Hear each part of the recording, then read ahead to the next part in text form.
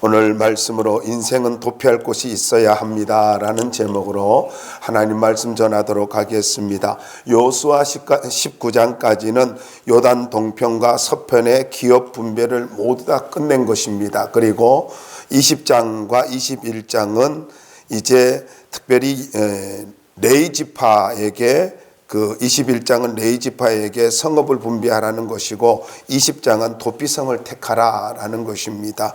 그러니까 요단 동편과 서편의 모든 기업을 분배하는 마지막 부분이라고 생각하시면 됩니다. 하나님께서 이스라엘 백성들에게 축복의 땅 가나안을 주셨습니다. 그리고 요단강을 중심으로 해가지고 동쪽에 세 곳, 서쪽에 세 곳이라고 하는 세 곳인 이 6곳의 도피성을 택하라고 이렇게 말씀을 했단 말이죠. 근데 이것은 민수기 35장에서 말씀했고 신명기 19장에서도 상세하게 말씀한 것입니다. 그래서 이제 이것을 이루어는 그 말씀하신 대로 순종하는 그러한 장면이에요. 특별히 광야 생활 중에서 실수를 했을 때는 사람들이 회막들에 있는 번제단으로 피해가지고 자신의 생명을 보존했습니다. 그냥 부지 중에 살인한 사람, 실수로 사람을 죽인 사람을 말하는 거죠.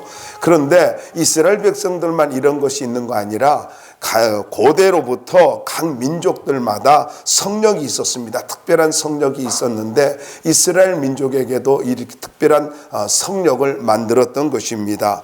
그래서 이 도피성이라고 하는 이 제도는 유대 전승에 의할 것 같으면은요, 도피성으로 가는 이 길이 군데군데마다 그 도피성으로 가는 그 길에 군데군데마다 커다란 편말을 세워놨다고 합니다. 도피성으로 가는 길이라고.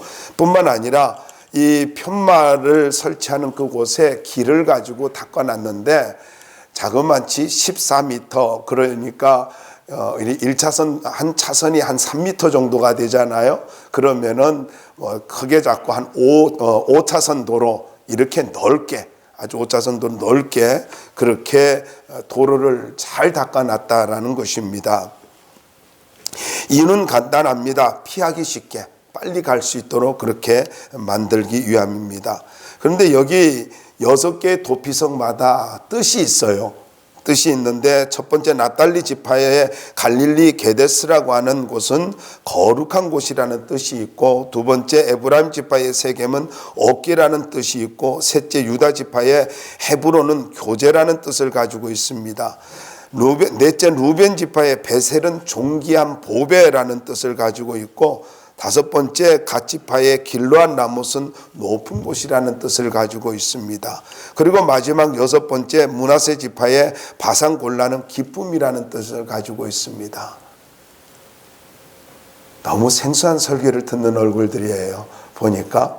자, 그런데 이걸 가지고 주경학자 메투헬리라는 분이 이 도피성의 이름의 뜻을 가지고 예수님과 연관시켜서 해석을 해놓은 것이 조금 관심을 가져볼 만합니다.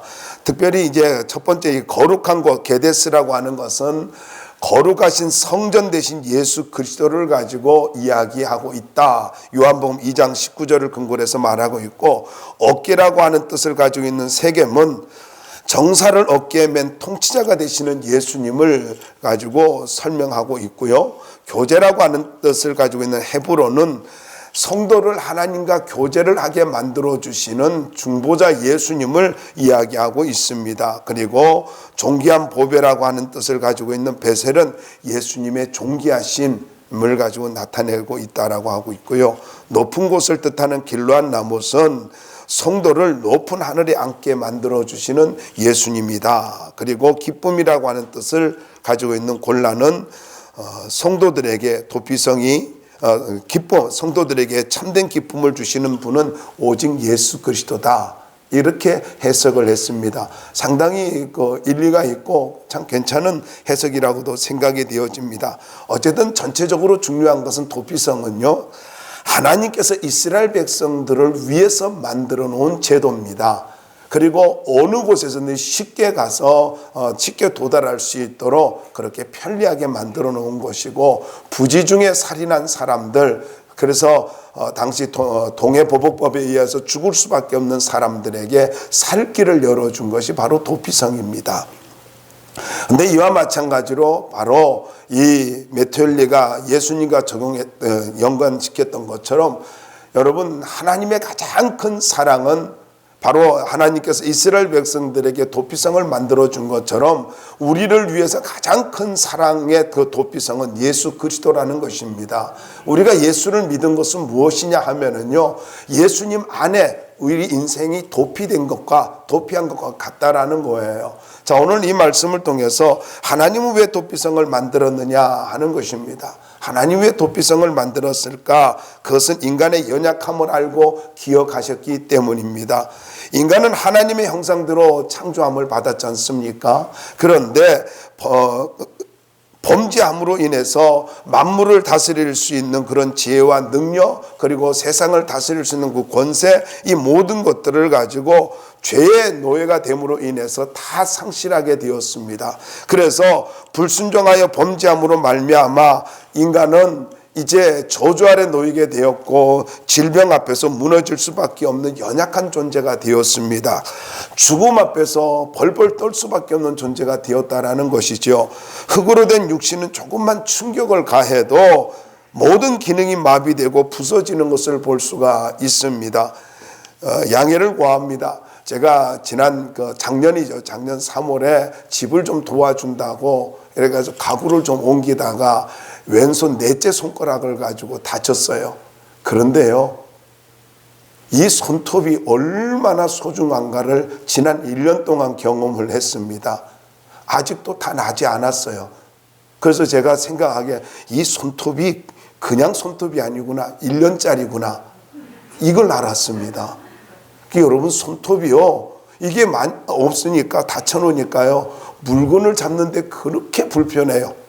약지잖아요. 이 약지가 뭐 특별히 쓸 데도 없잖아요. 그런데 물건 잡고 먼 일을 할 때마다 꼭 이렇게 벌려가지고 하고요, 그렇게 불편할 수가 없어요. 조금만 충격을 가해도 인간은 이렇게 손가락 하나만 해도, 어떤 지체 하나만 약해져도 충격에 의하면은요 아무것도 할 수 없는 그렇게 불편한 존재란 말이죠. 질병 어때요? 지난 1년 동안 질병 때문에 우리가 얼마나 두려워 떨었습니까? 근데 성경을 보면서 두려워하지는 않아요. 여러분, 우리가 아는 대로요, 강야에서 질병으로, 전염병으로 24,000명이 죽었잖아요. 근데 우리는 어때요? 뭐 이렇게 좀 몇백 명, 몇천 명 이것 때문에 벌벌 떨고, 하루에 몇백 명 때문에 벌벌 떨니 하루에 24,000명 죽었다니까요. 그러니까 엄청난 거예요. 근데 어떻게 해결했어요? 바로 하나님 앞에 제사를 드림으로 인해서 모든 문제를 해결했단 말이에요. 그래서 예배가 중요한 거예요.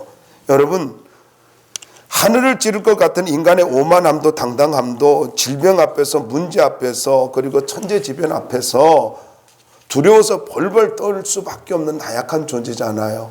뭘 그렇게 대단해요? 저는 이해가 되지 않는 것 중에 하나가, 인간은 자기의 연약함을 자꾸 인정하지 않는다는 거예요. 막상 어떤 일을 당해야만, 아파야만, 어떤 문제가 생겨야만 그때야 정신을 차려요. 참 깨닫지를 못해요. 우리가 잘 아는 대로 여러분, 마태복음에 보면 어떻습니까? 노아가 방주 안에 들어갈 때까지 저들이 시집가고 장가가고 먹고 마시고 놀면서, 그러면서 깨닫지 못하였더라. 그 중요한 말이 있어요. 홍수가 심판하기까지, 홍수가 몰아닥쳐야만이 아는 거예요. 그러니까 그때까지도 깨닫지 못했다라는 겁니다. 성경에서 가장 아름다운 밭이 어떤 것입니까? 깨닫는 마음 밭입니다. 이걸 옥토밭이라 그래요. 여러분, 하나님 앞에서 늘 깨닫는 은혜가 있기를 바랍니다. 자신을 믿고 의지하면서 장담하면서 살아가지 말기 바랍니다. 그러면은 반드시 부끄러운 날이 오게 된다라는 것입니다. 바울은 예수님을 믿기 전에 자신의 가치관대로 수많은 사람들을 죽였어요. 그것이 자기는 하나님을 잘 섬기는 것인 줄로 알았습니다. 그래서 다메섹까지 쫓아가면서 그 사람들, 예수 믿는 사람을 죽이려고 했잖아요. 그러다가 다메섹 도상에서 주님을 만납니다. 그리고 새로운 인생이 되어집니다. 여러분, 정말로 인생이 변화되어지려면은 그냥 교회 다니는 사람이 아니라 예수님을 진정으로 인격적으로 만날 수 있기를 바랍니다. 저는 여러분들에게 도전하고 싶어요. 여러분의 인생에 다메섹 도상이 있기를 바랍니다.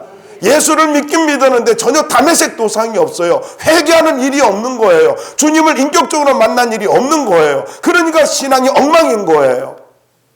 여러분, 아내를 따라서 나오는 신앙 되지 말고요. 뭐 애들 때문에 나오는 신앙 되지 말고 진정으로 하나님을 만난 경험에 의해서, 인격적으로 만난 경험에 의해서 신앙생활 할 수 있기를 바랍니다. 자신이 옳다고 믿었는데 나중에 얼마나 후회가 됐는지 사도 바울은 이렇게 말합니다. 나는 죄인 중에 괴수라. 죄인 중에 괴수라. 여러분, 하나님 앞에서 신앙생활을 하면서 주의 일을 많이 하고 난 다음에 고백하는 게 뭐예요? 사도 바울이 고백하는 게 자기가 너무나 죄인 중에 괴수라는 거죠. 자기 자신이 너무나 부끄러웠다라는 거죠. 여러분, 언젠가 인생은 자기 자신을 돌아볼 날이 있습니다. 인생의 뒤안길에서 후회가 없는 인생이 되어지려면은 나의 가치관으로 살지 말고 성령의 인도함으로 살아갈 수 있기를 바랍니다. 나의 정해놓은 생각으로 살지 마세요. 하나님이 인도함을 따라 하나님의 뜻을 분별하며 살 수 있기를 바랍니다. 여러분, 결국은 인생을 살면서 뒤안길에서 너무너무나 후회되는 것들이 참 많지 않습니까? 그리고 자기가 얼마나 무기력한 존재라는 거 너무나 잘 알지 않습니까? 상황과 현실 앞에 흔들리는 연약한 존재가 다른 사람이 아니라 나라는 사실을 잊지 마시기 바랍니다. 자식 앞에, 물질 앞에, 질병 앞에 너무나 초라해질 수 있는 것이 납니다. 우리라는 거예요. 나이가 들면 더욱더 자신이 믿을 것이 못 된다는 것을 알게 됩니다. 저 자신도 그래요. 양해를 구합니다.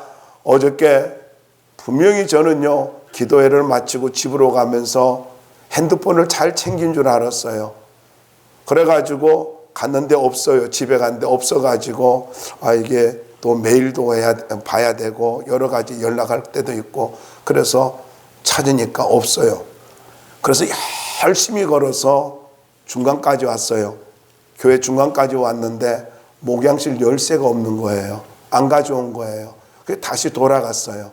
그래가지고 목양실 열쇠를 가지고 그리고는 식사하고 가라 해서 식사하고 그리고 왔어요. 그랬더니 핸드폰이 목양실에 있는 게 아니라 여기 강단에 있었더라고요.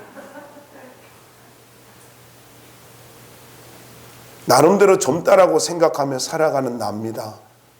근데 믿을 수 없어요. 내가 나를 못 믿겠어요. 여러분은 어떠셔요? 믿을 수 있어요? 그러면 대단하신 겁니다. 대단하신 거예요. 그런데 저처럼 이렇게 엉뚱한 신뢰를 갖고 확신을 갖고 살아가고 있는 분이 있습니까? 어서 예수 잘 믿으시기 바랍니다. 예수 잘 믿으셔야 돼요. 여러분, 우리는요, 이렇게 믿을 수 없는 존재예요. 근데 성경은 이렇게 말하고 있어요. 시편 103편 14절에 이는 그가 우리의 체질을 아시며 우리가 단지 먼지일 뿐임을 기억하심이로다. 말씀을 준비하면서 얼마나 이 말씀이 은혜가 됐는지 몰라요. 하나님이 나를 알고 기억하신대요. 다시 읽어드릴게요. 이는 그가 하나님이 우리의 체질을 아시며 우리가 단지 먼지뿐임을 기억하심이로다. 우리를 기억하고 있대요. 알고 있대요. 여러분, 우리를 알고 기억하신다는 이 말씀, 이걸 기억하시면서 온전히 주님을 의지하며 살 수 있기를 바랍니다. 두 번째로는 도피성을 마련하신 이유는 보호해 주시기 위함입니다. 아브라함으로부터 언약하신 가나안의 풍성한 축복 속에 이제 이스라엘 백성들이 들어가지 않습니까? 그럼에도 불구하고 도피성을 만들려고 하는 것은 저들이 언제든지 실수할 수 있다라는 거예요. 인간은 언제든지 나도 모르게 실수할 수 있다라는 거예요. 그런 연약한 사람이기 때문에 하나님께서 이스라엘 백성들을 보호해 주기를 원했어요. 그래서 14m 넓이의 도로를, 큰 도로를 만들어 놓고 5차선 도로를 만들어 놓고 누구든지 쉽게 올 수 있도록 만들어 주셨습니다. 그러니까 도피성은 고의가 아니라 실수로 사람을 죽였을 때에 누구든지 받아주는 곳이에요. 조금 더 말씀을 드릴게요. 도피성은요, 지위고하를 막론하고 실수를 인정하는 사람에게 언제나 열려있는, 그리고 저들을 보호하기 위한 곳이라는 사실입니다. 여러분, 마찬가지입니다. 예수님께서는요, 우리의 연약함을 너무나 잘 알고 계세요. 우리가 언제 넘어질지도 모르는 사람인 것도 알고 있어요. 그래서 언제나 우리를 가지고 보호해 주기 위해서 갈보리 십자가에서 우리의 모든 질고와 연약함을 다 담당하셨고 저주를 끊어 놓으셨습니다. 그래서 히브리서 4장 15절에 보면은 우리에게 있는 대제사장은 우리의 연약함을 동정하지 못하실 리가 아니요 모든 일에 우리와 똑같이 시험을 받으시니로되 죄는 없으시니라. 그리고 마태복음 8장 17절에 보면은 이는 선지자 이사야를 통하여 하신 말씀에 우리의 연약 같은 것을 친히 담당하시고 병을 짊어지셨도다 함을 이루려 하심이더라. 우리 주님께서 십자가에서 이루신 것이 무엇입니까? 우리의 연약함을 다 감당하기 위함이고 우리의 모든 질병을 가지고 대신 짊어지시기 위함이라는 것입니다. 그렇다면 여러분, 예수님께서 친히 담당하시고 예수님께서 우리의 모든 질고를 가지고 담당하실 뿐만 아니라 저주를 끊어 놓으셨단 말이에요. 그러면은 예수님의 십자가는 그것은 나의 모든 무거운 짐과 두려움과 연약함과 질병을 벗어나게 해주시는 바로 통로라는 이야기예요. 십자가가 뭐라고요? 나의 모든 저주가 끊어진 곳입니다. 여러분, 그러면 우리가 어떻게 살아야 되는 거예요? 예수 안에서 가장 안전한 인생을 살 수 있다는 것이 보장됐다라는 것입니다. 그러면 어떻게 살아야 돼요? 여러분, 두려워할 이유가 없다는 거예요. 안전하게 당당하게 기쁨을 가지고 성령 충만함 속에서 살아갈 수 있다는 거예요. 우리는 믿음으로 살아야 돼요. 믿음으로.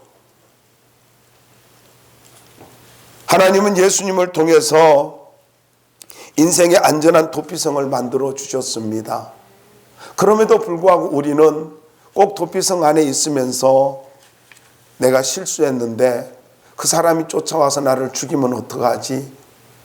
늘 걱정하는 사람과 같은 거예요. 근데 당시에 도피성 안에 들어간 사람은요, 대제사장이 죽기까지 그곳에서 철저하게 보호를 받습니다. 그리고 대제사장이 죽으면은 자기 집으로 돌아갈 수 있었고, 그리고는 그 어떤 사람도 그를 죽일 수가 없고 정죄할 수가 없게 되는 거예요. 여러분, 바로 예수님은 이와 같이 우리에게 영원한 대제사장이에요. 그래서 예수님을 나의 주, 나의 하나님, 나의 구세주로 믿고 영접하기만 하면은 모든 죄와 허물이 용서되어지고 저주가 끊어지는 것입니다. 뿐만 아니라 신분의 변화가 일어납니다. 나를 뭐라 그래요? 하나님의 자녀라. 너는 지금까지 너의 존재로 살아왔지만은, 그러면서 허덕이면서 살았고 너의 가치관으로 살아왔지만은 이제부터는 너는 나의 자녀야. 하나님의 아들이야. 하나님의 딸이야. 라고 선언해 주시는 거예요. 여러분, 예수를 믿는 것은 단순한 그냥 종교 생활이 아니에요. 지난 금요일에도 말씀을 드렸잖아요. 종교 생활은 뭐예요? 종교 생활은요, 언제나 두려워서 그 두려움을 없애기 위해서 믿는 거예요. 또한 종교 생활은 무엇입니까? 나의 욕심을 이루기 위해서 믿는 거예요. 그게 종교 생활이에요. 그러나 여러분, 우리는 종교 생활을 하는 사람이 아니에요. 우리는 생명의 길을 걸어가는 사람들이에요. 그래서 예수님이 뭐라고 말씀하고 있어요? 내가 곧 길이요 생명이니. 내가 곧 길이요 생명이니. 이 말씀이 무슨 말입니까? 생명은요, 풍성함을 말하고 있습니다. 생명은 풍성함이에요. 여러분, 잘 기억하시기 바랍니다. 우리는 종교생활하는 사람이 아니에요. 우리는 생명의 길을 걸어가는 사람들이라고요. 이걸 믿으시고 하나님 앞에서 참된 기쁨을 가지고 행복한 삶을, 풍성한 삶을 살 수 있기를 주의 이름으로 축원합니다. 그럼 누가 도피성에 들어갈 수 있을까요? 오직 도피성이 살 길이라고 믿고 나오는 사람입니다. 도피성은 가나안 땅 어디서나 쉽게 도달할 수 있는 길이 있습니다. 어디서든지 13m나 넓은 길이잖아요. 그래서 어디를 가든지 길이 13m나 넓어지면은요, 그러면은 한 13m 넓은 길이 딱 나오면 그건 도피성으로 가는 길이에요. 어디든지 갈 수가 있는 길입니다. 실수로 사람을 가지고 죽였을 때에 이것은 동해보복법에 의해서 눈은 눈으로 이는 이로 이것에 의해서 죽을 수밖에 없어요. 도피성 안에 들어가지 않으면 죽을 수밖에 없단 말이에요. 그러니까 자기의 이런 실수를 가지고 다 이해하고 받아주고 그리고 그 모든 문제를 해결할 수 있는 길이 어디예요? 바로 도피성이에요.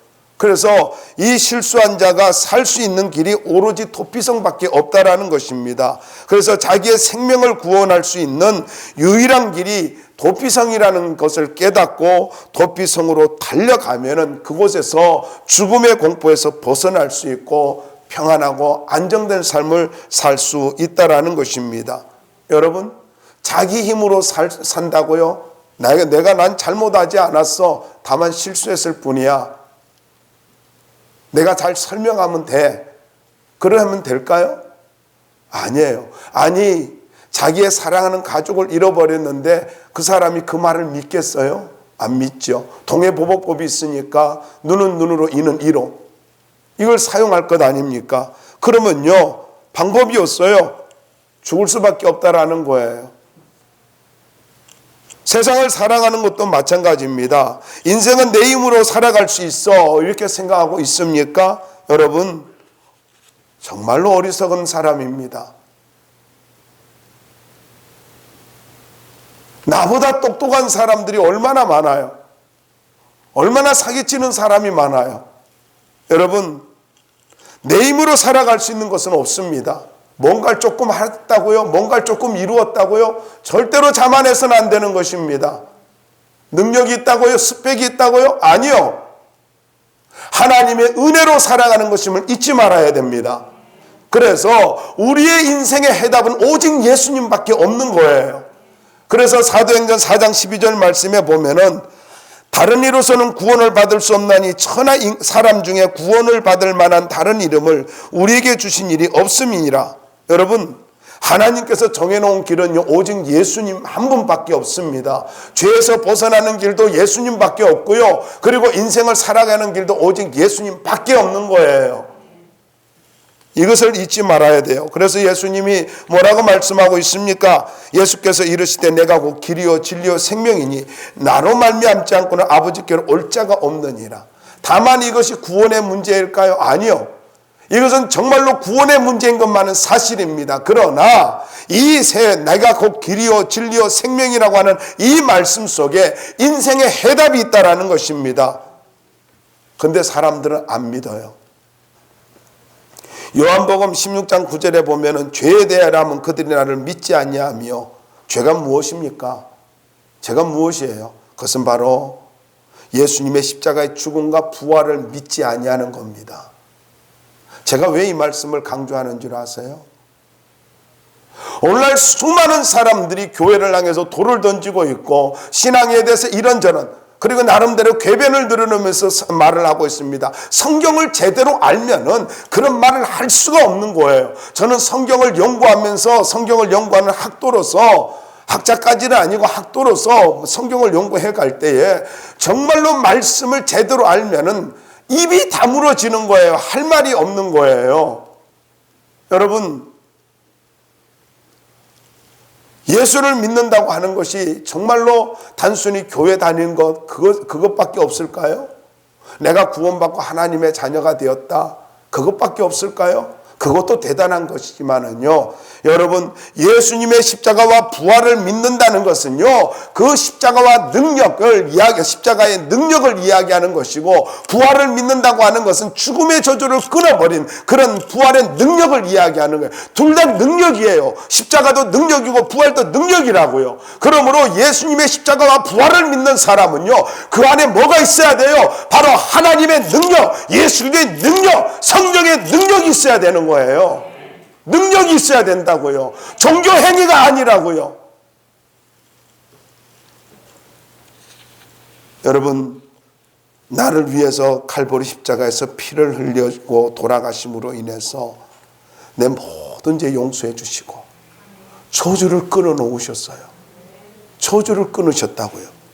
이제 우리는 저주에서 벗어난 사람들이에요. 아니, 여러분, 감옥에서만 나와도 얼마나 기뻐요. 아마 그럴걸요?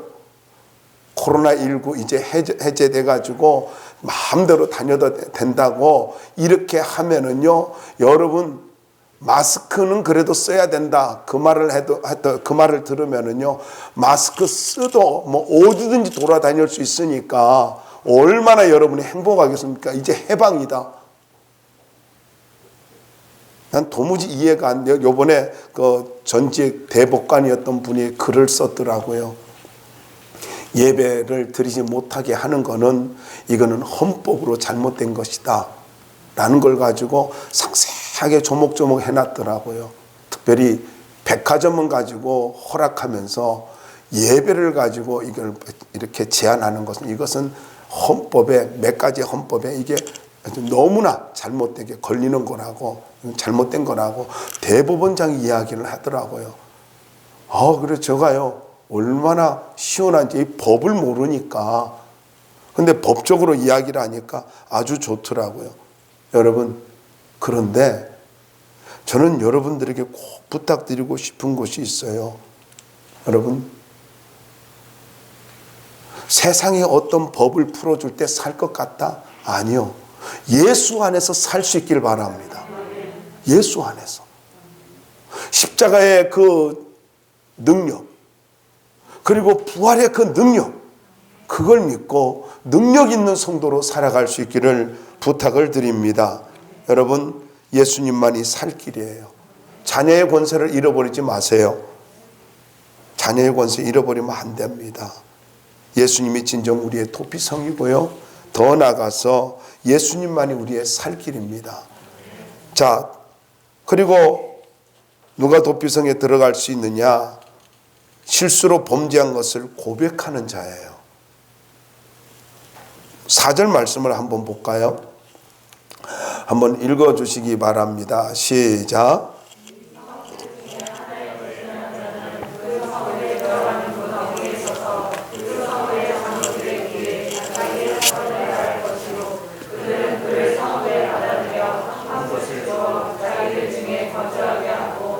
네, 거기에 보면 도피성은 아무나 들어가는 곳이 아닙니다. 들어가고 싶다고 들어갈 수 있는 곳이 아니라는 거예요. 여러분, 도피성은 선한 일 하려고 들어가는 것도 아니고 깨끗하게 살려고 들어가는 것도 아니에요. 그리고 그곳에 들어가서 경건하게 금욕주의의 삶을 살려고 그렇게 들어가는 것도 아니라는 것입니다. 도피성을 들어가는 이유는 오직 한 가지예요. 살기 위해서입니다. 도피성은요, 다른 뜻이 있는 거 아니에요. 오직 살기 위해서 들어가는 곳입니다. 자기도 모르게 실수를 해서 살인을 저질렀을 때에 동해보복법에 의해서 자기가 죽을 수밖에 없잖아요. 그런데 그 동해보복법에서 벗어나기 위해서, 당시의 법에서 벗어나기 위해서 그곳으로 들어가는 거예요. 그러니까 간단하게 말하면은 살기 위해서. 한 가지밖에 없어요. 살기 위해서. 그래서 들어갈 때 어떻게 해야 된다고요? 성문에 장로가 있는데 그 장로에게 자기가 부지 중에 범한 죄가 이것이다라고, 내가 고의로 한 것이 아니라고, 실수하다 보니까 어떻게 나무를 하다가 도끼를 들은데 도끼날이 날아가가지고 옆에 있는 친구를 죽였다고, 그렇게 하면서 설명을 하는 거예요. 그 이야기를 들으면은, 그러면 제사장은 그를 안으로 들어보내게, 장로는 안으로 들어가게 만들어 줍니다. 무슨 말입니까? 이걸 잘 설명해 주는 것이 신약 성경에 베드로가 설교를 하였을 때에 사람들의 마음에 찔려 우리가 어찌할꼬 하면서 회개했습니다. 근데 여러분, 우리가 어찌할꼬 하는 거, 이 말씀 전에 저들이 마음에 찔려라는 말이 있어요. 근데 성경에 보면 마음에 찔렸다는 것이 또 한 군데가 나와요. 바로 스데반이 설교를 했을 때에 많은 바리새인들이 마음에 찔려, 그 다음에 나오는 말이 달라요. 이를 갈거늘. 여러분, 결국 하나님의 말씀을 들었을 때에 똑같이 찔림을 받았어요. 그런데 종교적으로 살아가는 사람은 그것이 분노가 일어났습니다. 화가 났어요. 그래가지고 믿음의 사람 스데반을 죽입니다. 그러나 베드로의 설교를 들은 사람은 저들이 마음에 찔림을 받고 회개하고 예수를 믿게 되어집니다. 자, 여러분, 중요한 것이 있습니다. 반응은 나의 선택입니다. 잊지 마세요. 내가 하나님의 말씀을 들었을 때의 반응은 나의 선택이에요. 그것이 내 인생을 결정하는 것입니다. 여러분, 말씀을 들었을 때에 어떤 반응을 하고 있습니까? 뭐 설마 그러려고. 에이, 또 찔리네. 목사님 말씀은 너무나 날카로워. 좌우의 날선 검 같아. 그건 사실이에요. 히브리서에 나오니까요. 너무 찔려. 근데 그 다음에 문제예요. 나를 구원하기 위한 말씀이구나. 나를 축복하기 위한 말씀이구나. 나를 살리기 위한 말씀이구나. 이렇게 받아들이고 주님을 붙잡으면은 여러분의 인생은 도피성 안으로, 바로 도피성 되시는 예수님 안으로 들어가는 것이고 생명의 역사가 일어나겠지만, 왜 이렇게 부담이 돼? 이러면은요, 나는 어둠을 향해서 걸어가게 되고 하나님 앞에 범죄하는 인생이 되어진다라는 것입니다. 로마서 10장 9절과 10절에 보면은 내가 만일 내 입으로 예수를 주로 시인하며 또 하나님께서 그를 죽은 자 가운데서 살리신 것을 내 마음에 믿으면 구원을 받으리라. 사람이 마음으로 믿어 의에 이르고 입으로 시인하여 구원에 이르느니라. 여러분, 마음에 찔림을 받았습니까? 믿음의 고백을 할 수 있기를 바랍니다. 믿음의 고백. 그 믿음의 고백이 나의 영혼을 구원하며 나의 인생을 살리는 것입니다. 참 신기한 것은요, 참 신기한 것은 상처가 많은 사람일수록 찔림을 받아요. 그리고 부정적 반응을 합니다. 근데 저는 여러분들에게 도움을 드리고 싶습니다.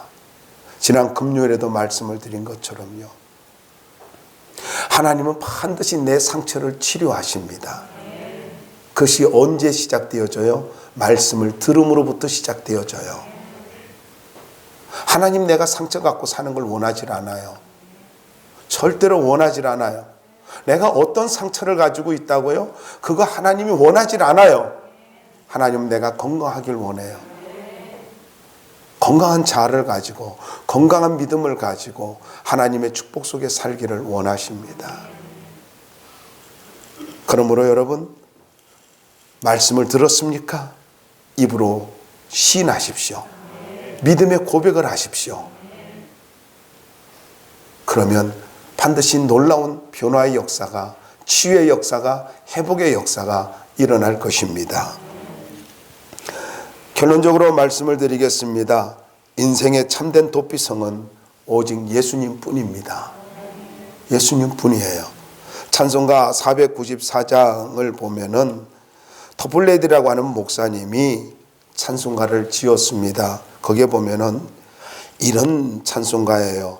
만세 반석 열리니 내가 들어갑니다. 장애 허리 상하여 물과 피를 흘린 것 내게 요염되어서 정결하게 하소서. 여러분, 토블레디 목사님은 그렇게 건강한 분이 아니었습니다. 그런데 이 찬송을 짓게 된 원인이 있습니다. 그것은 이제 신방을 갔다 오다가 소낙비를 맞습니다. 그래서 비를 피하기 위해서 피했는데 쑥 들어갔는데 그곳이 이제 위에가 바위가 있는 거예요.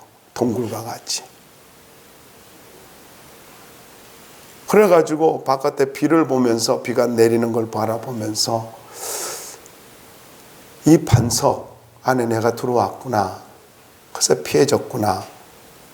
그러면서 이 찬송을 만든 거예요. 자기가 피한 동굴 같은 곳이 바로 예수님의 품안같이 느꼈던 거예요. 여러분, 살다 보면 인생을 살다 보면은 내가 원하지 않는 시간에 소낙비를 만날 수 있습니다. 인생의 고통을 겪을 수도 있습니다. 그러나 우리가 이 토플레디 목사님 같이 그 동굴 속으로 피한 것처럼 우리가 예수님께로 피하기만 하면은 예수님은 언제든지 나를 받아주시고 용서하여 주시고 새로운 인생을 만들어 주십니다. 가문의 저주 예수 안에서 끊어졌습니다. 그리고 참된 인생을 살기를 원합니까?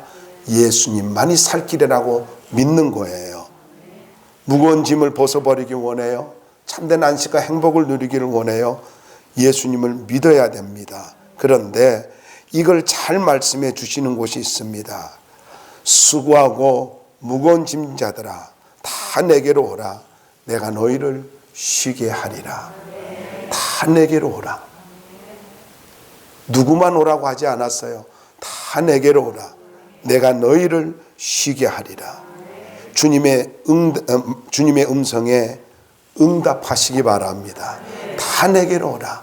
이 음성에 응답하시면 우리에게 안식을 주실 것이고 철저하게 우리를 보호해 주실 것입니다.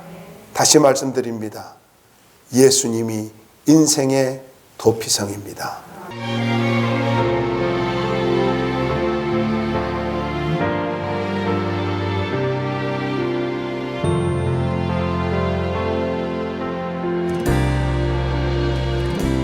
진정한 예배가 숨쉬는 교회 주님이 주인 되시는 교회 믿음의 기도가 쌓이는 교회 최고의 찬양을 드리는 교회 말씀이 살아 움직이는 교회 성도의 사랑이 넘치는 교회 섬김과 헌신이 기쁨이 되어 열매 맺는 아름다운 교회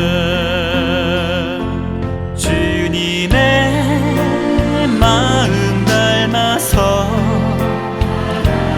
이웃을 사랑하는 교회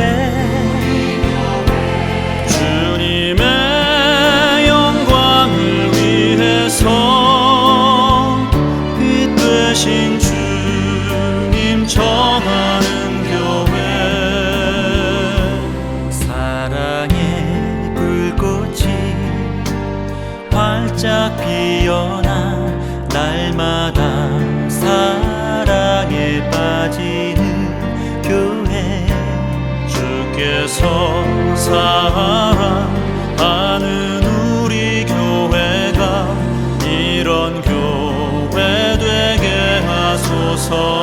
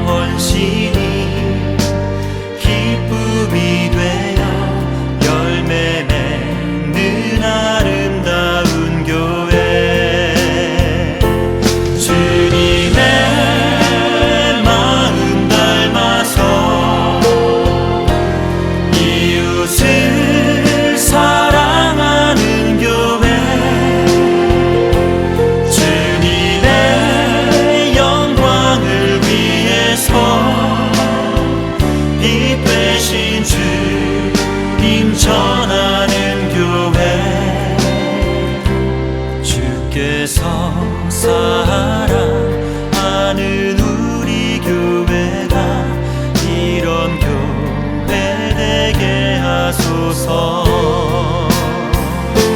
주님의 마음 닮아서 이웃을 사랑하는 교회, 주님의 영광을 위해서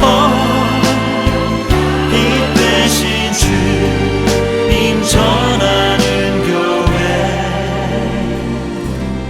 사랑의 불꽃이 활짝 피어나 날마다 사랑에 빠지는 교회, 주께서 사랑하는 우리 교회가 이런 교회 되게 하소서. 주께서 사랑하는 우리 교회가 이런 교회 되게 하소서.